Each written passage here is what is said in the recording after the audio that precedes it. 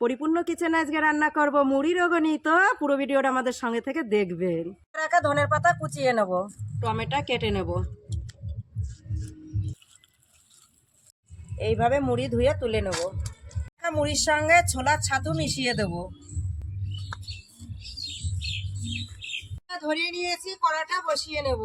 সরষের তেল দিয়ে দেবো, ফোড়নে দেবে গোটা জিরে, গোটা সর্ষে, কারি পাতা কুচি, টমেটো কুচি, চেরা কাঁচা লঙ্কা, ছাড়িয়ে রাখা মটরশুঁটি, স্বাদ মতো লবণ, পরিমাণ মতো হলুদ গুঁড়ো, দিয়ে রাখা বাদাম,